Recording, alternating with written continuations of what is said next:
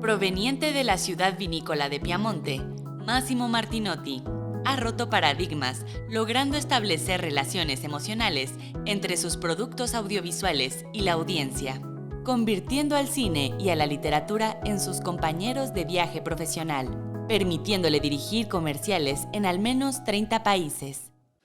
Pues muy buenas noches, amigas y amigos, nuevamente con ustedes en la era de las definiciones, un programa donde tratamos de hacer las mejores entrevistas con los mejores personajes que nos puedan dar informaciones muy especiales, que nos puedan traer consejos e ideas que sirvan para nuestra vida diaria. Siempre tratamos de traer lo mejor para ustedes. Esa es la idea de este programa y les agradezco mucho estar nuevamente con nosotros. El día de hoy tenemos un personaje muy especial. Cuando yo le pregunté su currículum y qué hace, él se me fue al final a lo que hace hoy. Y no parece que tuvo nada atrás más que una infancia de mucha inquietud y aprender muchas cosas. Pero ahorita a las cámaras le voy a pedir que nos platique también un poquito de sus antecedentes. Él se llama Massimo Martinotti. Él es de origen italiano. Él está dedicado hoy en día al cine, pero en una faceta nueva, muy especial, que ya trasciende el cine y se pasa a narrativas. Y él nos va a explicar esas narrativas, cómo funcionan en los temas políticos, electorales y de candidatos. Nos va a platicar cómo esas narrativas funcionan para las empresas, para decir lo que son, para platicar con sus propios asociados y empleados y otras muchas maneras de usar estas narrativas. Así que, Máximo, bienvenido a este programa. Yo estoy seguro que va a ser una charla que nos va a traer y a descubrir muchas cosas nuevas de cómo hacer las cosas que antes hacíamos de otra manera. Pero como ofrecía al auditorio, platícame un poquito de tu infancia ahí en Italia, en qué pueblo de Italia o qué región de Italia y por dónde arrancaste ahí tu vida llena de inquietudes. Muchas gracias, presidente, por tenerme aquí. Efectivamente, yo nací en una ciudad en el norte de Italia, una región que se llama Piemonte, cerca de la ciudad de Turín, una ciudad chiquita, medieval. Y obviamente, viviendo en una ciudad pequeña, para mí el mundo del cine estaba muy lejos. El cine estaba en Roma, mi padre era abogado, era notario, el camino que estaba marcado para mí era estudiar Derecho y ser notario. Pero a mí siempre me ha gustado contar historias, o sea, siempre me ha gustado leer, siempre me ha gustado el cine. Yo me acuerdo un día, que esto cuando lo cuento parece una película del neorrealismo, pero tenía como 8 o 9 años y un día estaba volviendo a casa, era el año 59 o 60, y volviendo a casa pasa al lado del cine donde se estaba estrenando la película Ben-Hur, la película con Charlton Heston. Y pasando ahí al lado de un callejoncito que había de aroma, vi en el suelo un pedacito de película. En esa época, usted se acordará que a veces las películas se quemaban, ¿verdad? En medio de la proyección empezaba a quemarse la película. Y entonces el proyeccionista cortaba el trozo, lo tiraba, empalmaba y seguía proyectando. Entonces yo me encontré en la mano con un pedazo de Ben-Hur. Y entonces me emocionó mucho, ¿verdad? Me lo llevé a casa y todavía lo tengo en algún sitio. Y unos meses después leí de una escuela en Italia que había enseñado a los chicos para que aprendieran inglés a hacer películas en inglés. Entonces dije, esto es lo mío. Entonces empecé a hacer películas. ¿A esa edad tan temprana? Pequeñitas, películas en Super 8 en ese momento. Luego pasé a hacer películas en 16 milímetros. Terminé la universidad, pero rápidamente empecé a trabajar en el cine.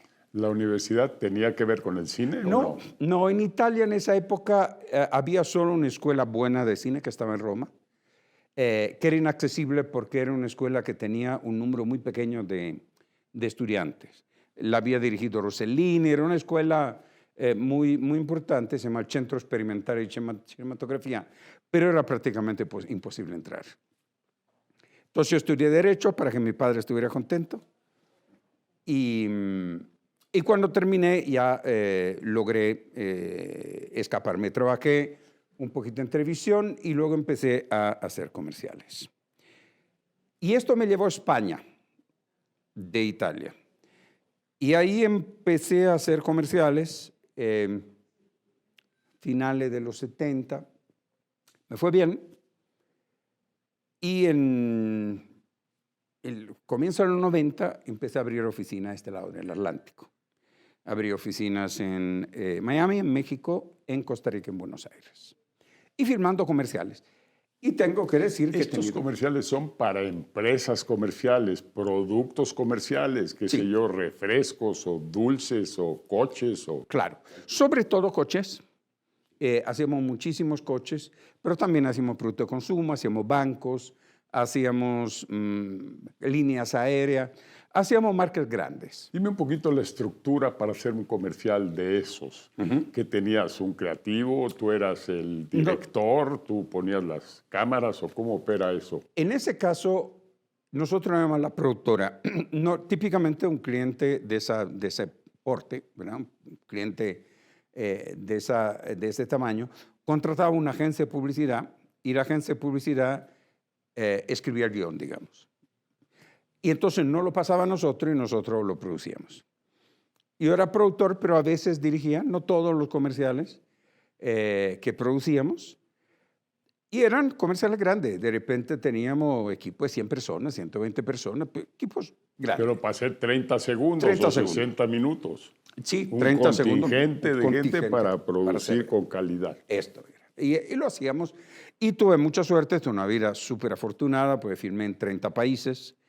Y como siempre digo, tuve la suerte de escuchar asistente de dirección gritar acción en 25 idiomas, incluyendo suajili, incluyendo turco, incluyendo griego, tailandés.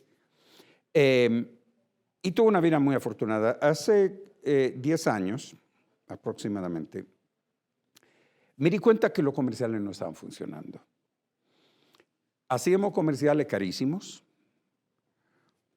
El cliente invertía cantidades de dinero enormes en poner el comercial en televisión. Y 3 meses después se hacía una investigación de mercado y casi no se había movido la aguja. El comercial tendía, por lo menos en Estados Unidos y en todo el mundo, estaba teniendo pocos resultados. Entonces yo le dije, bueno, mi cliente me paga mucho dinero para hacer un comercial. Si el comercial no da los resultados que espera, tengo que hacer otra cosa.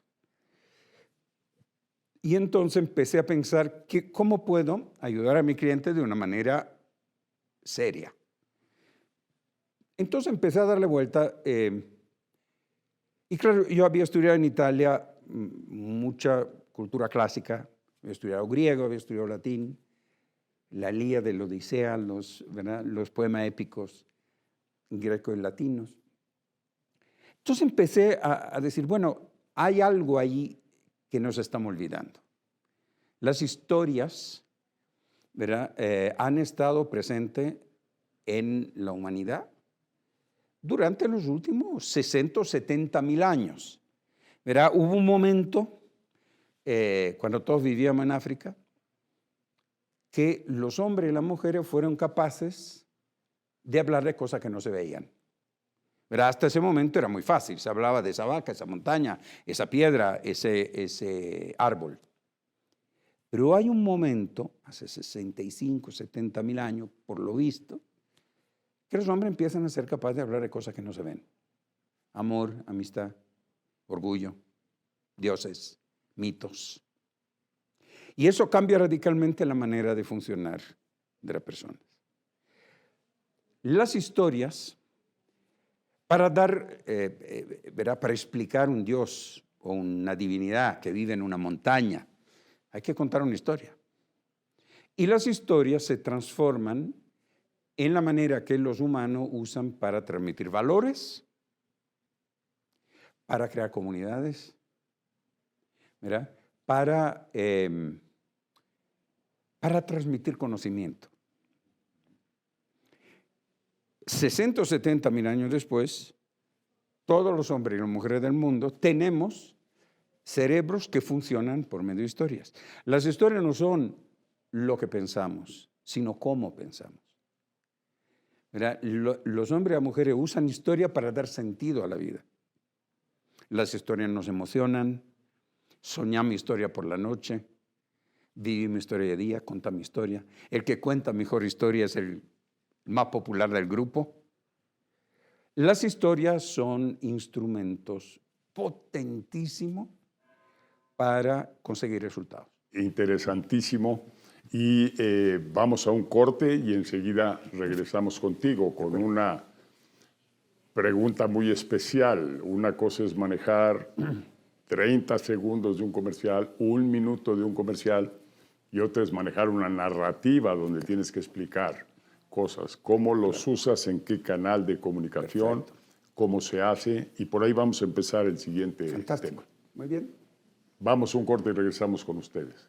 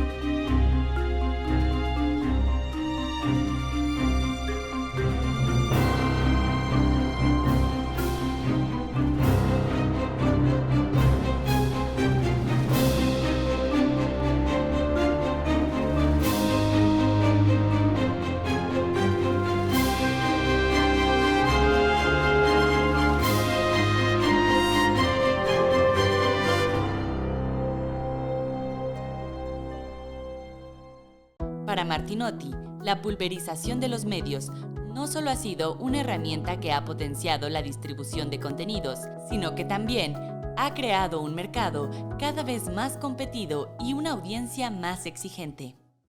Amigas y amigos, estamos de regreso con ustedes y dejamos una pregunta flotando en el aire.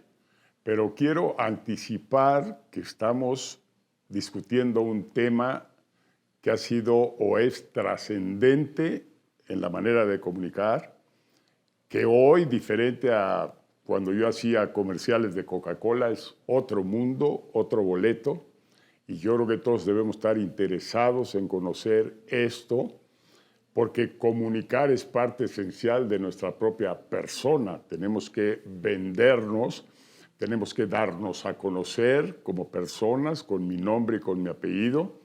Tenemos que dar a conocer lo que hacemos, tenemos que dar a conocer lo que hace nuestra familia, tenemos que dar a conocer lo que hace nuestra empresa y interesar a la gente en nuestra empresa. Entonces es importantísimo, por todos motivos, que vayamos adentrándonos en este cambio profundo que está habiendo en la comunicación, de allá de los tiempos donde yo todavía era joven a los tiempos de hoy. Han cambiado las palabras, han cambiado los métodos, han cambiado las formas de comunicar. Yo me regreso a la pregunta ahorita, por lo pronto, claro, me estoy anticipando un poco, pero si yo hacía en mis tiempos un comercial de 30 segundos, una canción hermosa, sí, que se volvió un hitazo en el mundo de la música. Sin duda. Pero al fin y al cabo era un comercial de 30 segundos. Entonces, de aquello que hacíamos a esto que haces tú, primero, ¿cuáles son las ventajas? ¿Por qué estas novedades? ¿Y cómo comunicas? Porque los medios de comunicación cada vez están más caros. Lo que antes cobraban un 30 segundos en $1,000, hoy en el Super Bowl te lo cobran en $1 millón o $10 millones. Sí, claro. 30 segundos. Sí. ¿Cómo puedes ir a dar ahí con una narrativa? Había una ventaja en esa época, que yo he vivido, que prácticamente no había competencia en los medios. Por ejemplo, yo vivía en Italia o en España. Había 2 canales de televisión, o 3. Entonces tú un sábado por la noche sabías que las mujeres estaban en el canal 2 viendo la película y los hombres estaban en el canal 3 viendo el partido de fútbol. Entonces, alcanzar a toda la gente era relativamente fácil. Luego la cosa se complica por la pulverización de los medios. Y volvemos, en realidad, a lo que siempre ha sido. Hemos tenido solo un breve periodo de tiempo de este monopolio mediático. ¿Por qué? Tradicionalmente, las historias se han contado siempre usando un montón de medios. Y le doy un ejemplo. La Iglesia Católica. La Iglesia Católica contaba la historia de la Iglesia usando pinturas, esculturas, mosaicos, sermones, canciones, vidrieras, catedrales. Entonces, la historia de la Iglesia Católica y de las demás religiones es muy similar. No se basaba en un comercial de 30 segundos, se basaba en un montón de cosas. El sonido de la campana al amanecer contaba algo. El olor de las velas o el incienso. O sea, todo contaba una historia. Por eso nosotros siempre decimos esto. Hoy en día, nuestros clientes se tienen que olvidar de los medios de entrada. Lo importante es la historia. Cuando tiene la historia ya buscará sus medios. De la misma manera que la Iglesia Católica buscaba la vidriera, buscaba la pintura. Ya veremos. Lo importante es tener una buena historia. Cuando tiene una buena historia, luego ya ves cómo la comunica. Obviamente, cuando decide cómo la comunica, hay varias cosas a tener en cuenta. La audiencia, evidentemente, no es lo mismo si estás hablando a un adulto mayor de mi edad, ¿verdad? O una adolescente mujer de 12 años. Son diferentes plataformas, son diferentes medios, son diferentes lenguajes, son diferentes músicas, ¿verdad? También es muy importante el budget. ¿Qué budget tienes? ¿Verdad? Tiene manera de ir a televisión. Presupuesto, lana. ¿Qué presupuestos tienes? ¿Qué dinero dispones?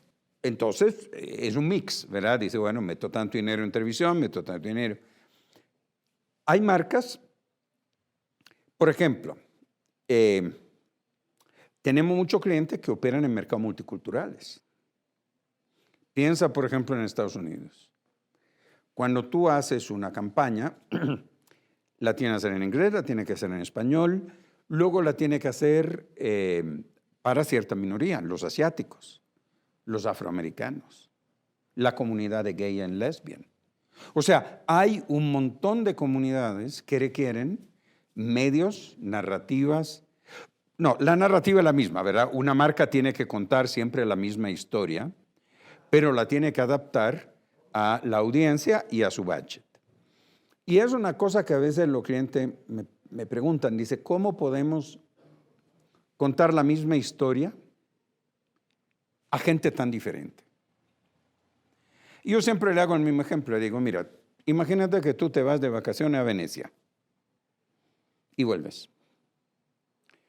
Y le cuentas tu viaje a Venecia a una abuela de 89 años o a una sobrina de 7 años. Es el mismo viaje, tú eres el mismo viajero, no mienta ninguna de las dos, pero lo cuenta diferente. Pero es el mismo viaje. Entonces, y la misma ciudad. La misma ciudad, la misma experiencia. Tú eres el mismo viajero. Entonces, la marca tiene que entender que su historia es un viaje al que invitan a sus audiencias, interna y externa. O sea, cuando tú contratas a una persona para que venga a trabajar contigo, tú lo invitas a un viaje. ¿Verdad? Vente conmigo y vamos juntos. Cuando tú le hablas a un consumidor, en el fondo le invitas a un viaje, a usar tu producto, a manejar tu coche, a comer tu comida, a viajar en tu avión. Entonces, ¿cómo haces esto? O sea, ¿tú cómo convences a una persona a ir a un viaje contigo? Hay varias cosas que tú tienes que hacer. para construir esta historia que sea un viaje apetecible. Primero tiene que claramente decir quién eres. Nadie se sube a un coche con alguien que no conoce. Entonces, ahí tienes que construir la historia, la primera parte de la historia, claramente definiendo quién eres, qué haces, por qué lo haces, qué te motiva, cuáles son tus valores, cuáles son tus miedos, cuáles son tus antagonistas, contra qué luchas, a favor de qué luchas. Cuando has contado quién eres, falta la segunda parte, que es extremadamente importante, es ¿a dónde voy? Porque seguramente te ha pasado a ti, ¿verdad? Tú le dices a tus hijos, vamos de viaje, y te preguntan dónde. O vamos a cenar fuera, y te preguntan a qué restaurante. O sea, no cualquier destino es interesante para todas las audiencias. Entonces, la historia básicamente se conforma en explicar a las personas quién eres, a dónde vas, y hacerle ver que ir a ese viaje contigo, a ese destino, ese es su interés y coincide con sus anhelos. A ver, Máximo, te voy a retar en un trabajo que nos tocó estar juntos. Sí. Así te planteamos el reto de una campaña electoral y nos movemos ahora a ese terreno. Y al final de esa campaña electoral del año 21 o la intermedia, tú saliste con un concepto interesantísimo. En ese caso, la historia un poco relacionada con la parte bíblica. Sí. Y entonces tú dices, bueno, Moisés fue un líder. Y Moisés fue un líder que tuvo la habilidad y la capacidad de convencer a sus seguidores, a la gente. Vengan conmigo para, como acabas de decirnos, para llevarlos a dónde. Los voy a llevar a la tierra prometida. Y nunca definió la tierra prometida a detalle. Al final era un desierto, bastante pobretón para irse a vivir ahí. Pero la gente lo siguió. Algo hubo de una serie de ingredientes ahí que sería maravilloso poder repetirlos en una elección, que tú puedas, como líder o como candidato, hablarle a un pueblo, a una ciudadanía, invitarla a ir contigo a ese lugar. Es una fórmula tan sencilla, pero tan complicada de llevar a cabo, tan poderosa para convencer a la gente, que de toda esta experiencia con lo que yo me quedé, y esta es la pregunta y el reto para ti ahora, es que correcto, ya tenemos aquí esta historia, encaja perfectamente con lo que pretendemos hacer en esta elección, pero a la hora de llevarla a la práctica, a la hora de implementarla, se nos atoró el engrudo. Las cosas no nos funcionaron. Claro, el tema es esto. Estamos en un entorno político en el que las narrativas normalmente, en muchos países, están basadas en historias muy negativas. Están basadas, y lo conversamos muchas veces, en un tipo de historia que se llama vencer al monstruo. ¿Verdad?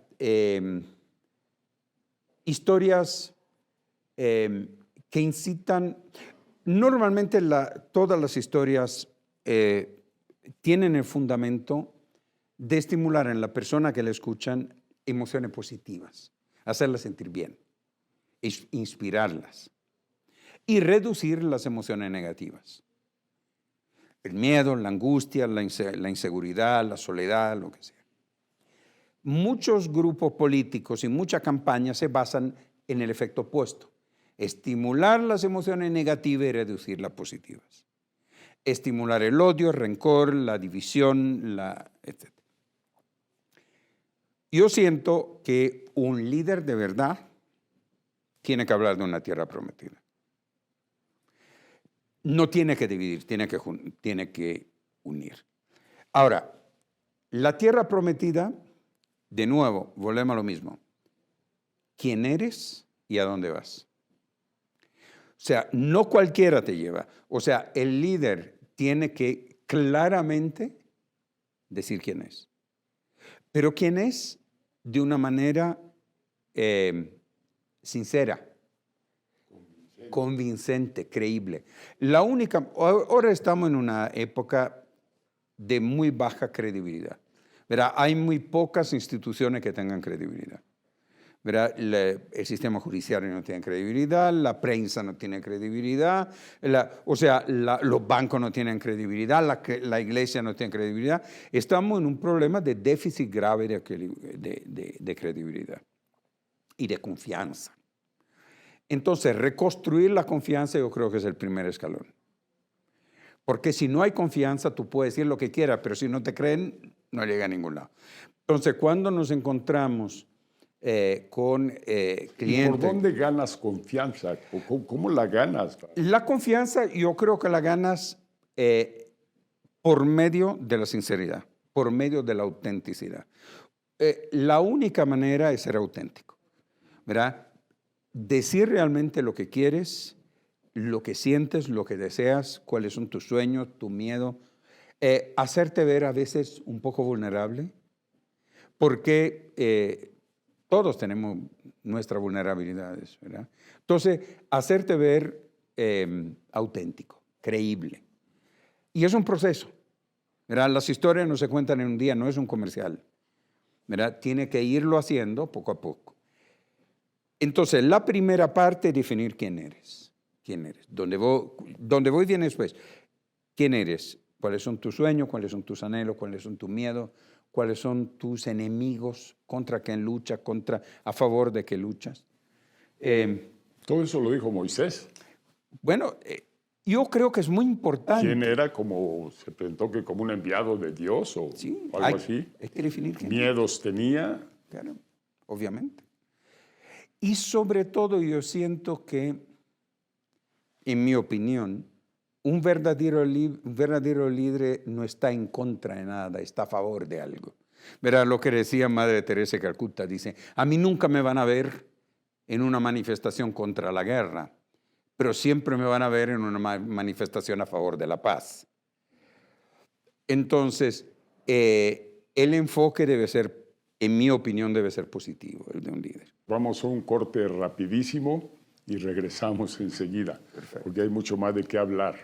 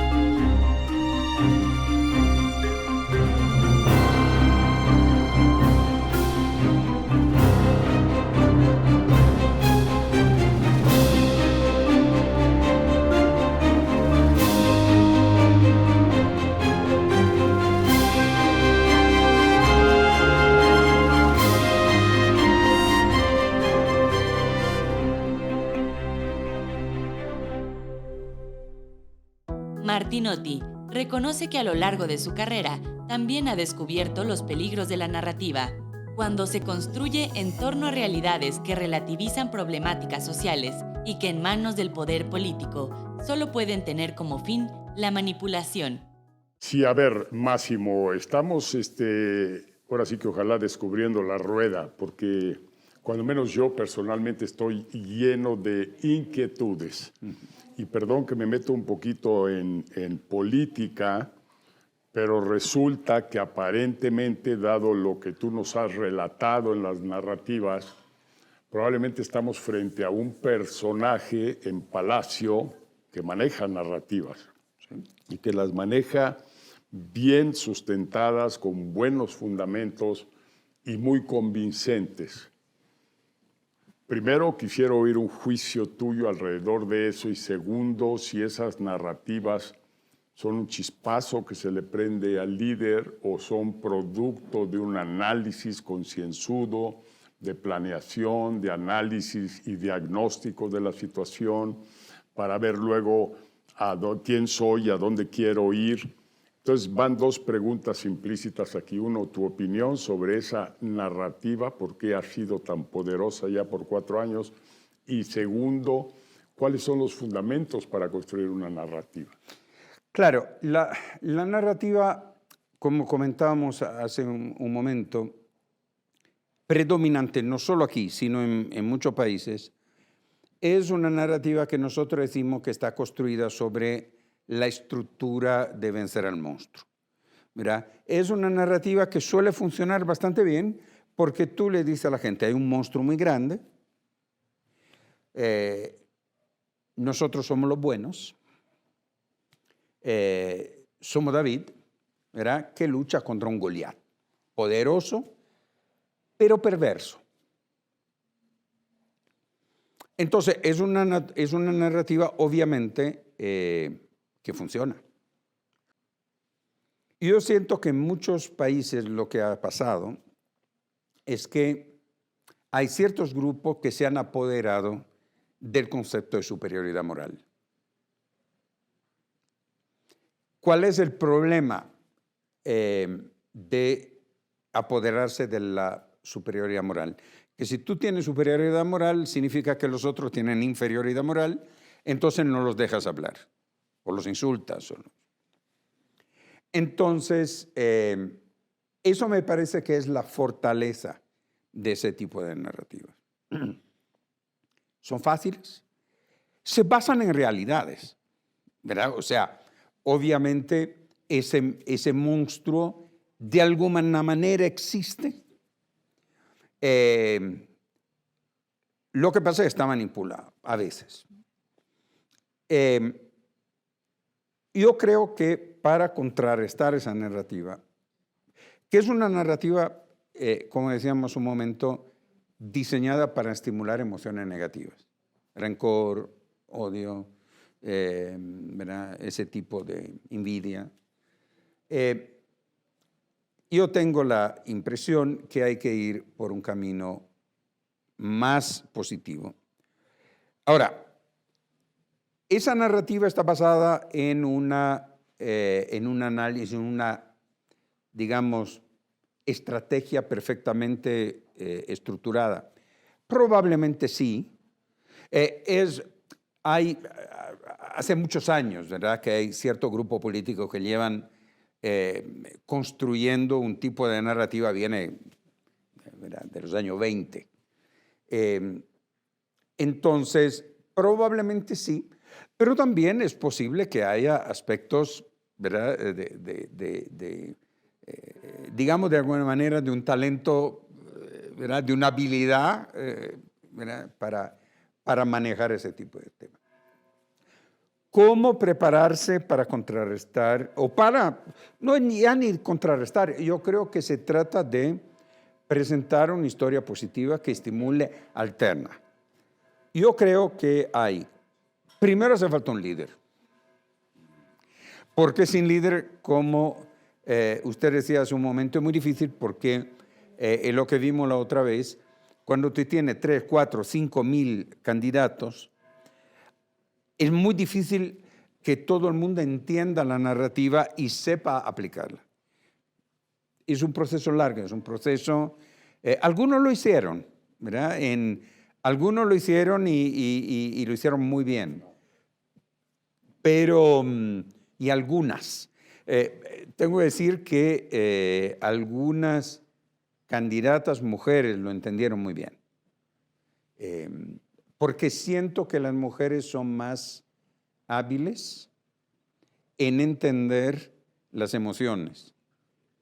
Y además, las mujeres no quieren odio, las mujeres quieren resultados. Pues las mujeres tienen hijos y quieren que a sus hijos les vaya bien. Entonces yo creo que las mujeres son, ¿verdad?, son... Sin ofender a los demás, sin pero ofender, es absolutamente cierto. Pero ocurre. Sí. Entonces yo creo que hay que tener un candidato. Y hay que ayudarle a entender quién realmente es y por qué lo hace. Eso es el tema. O sea, ¿por qué lo hace? ¿Por qué quiere llegar a a la casa presidencial. ¿Por qué? O sea, ¿cuál es la razón profunda? ¿Cuál es la... ¿Para hacer qué? ¿Para hacer qué?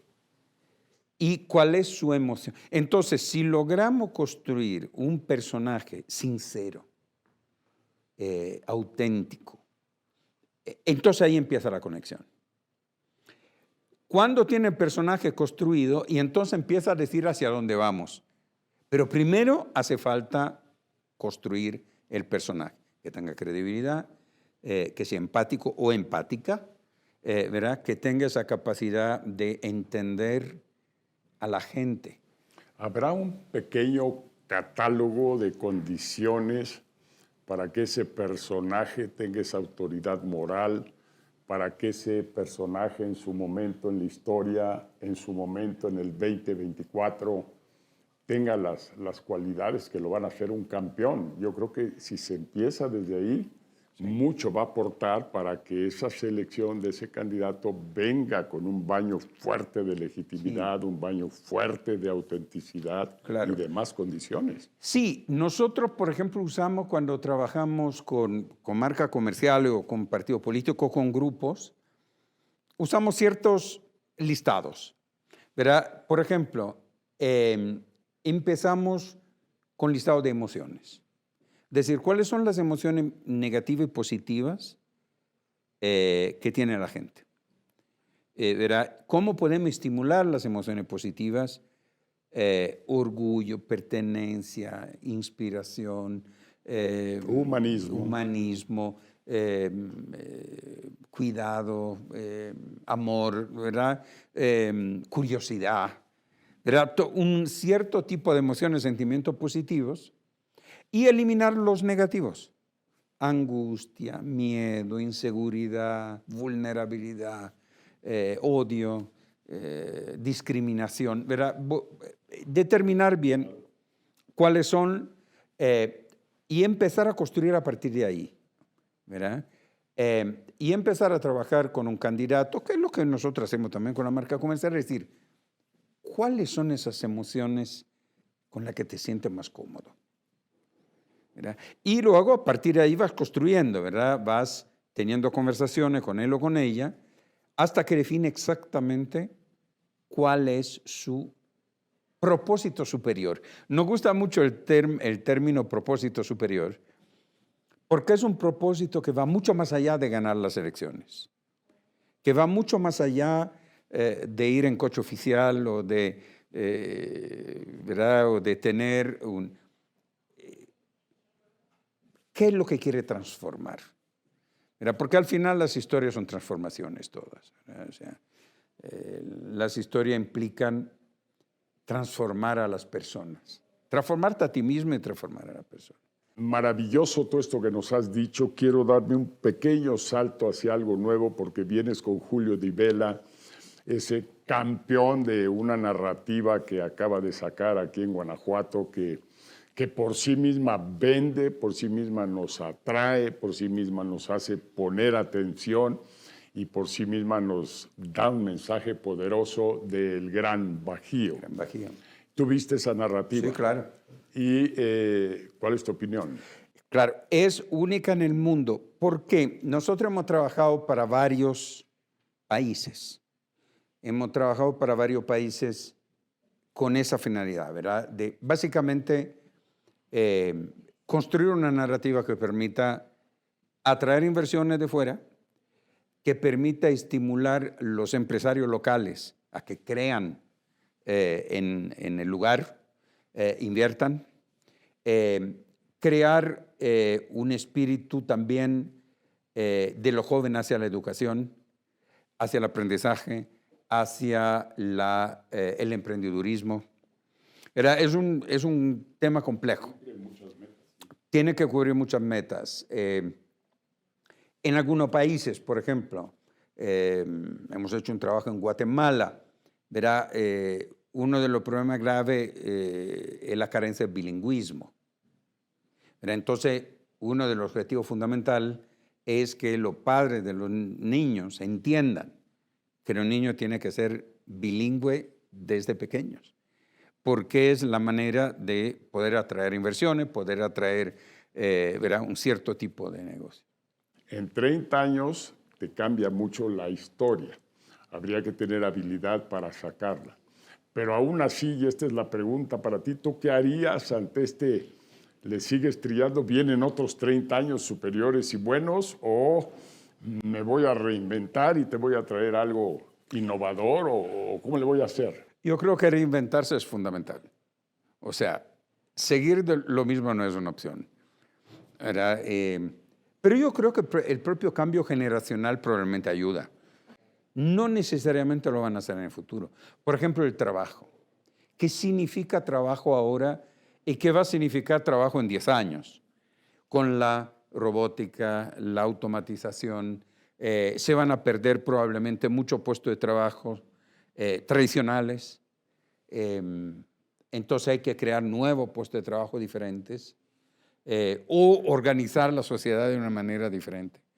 Entonces, la reinvención yo creo que es fundamental. Te agradezco muchísimo esta conversación, nos ayuda mucho a reflexionar y muchas gracias, presidente. Sé que vas a estar aquí para un foro de la señora Marta en Centro Fox y vas a hacer una gran aportación. Amigos, muchísimas gracias, nos vemos en la próxima.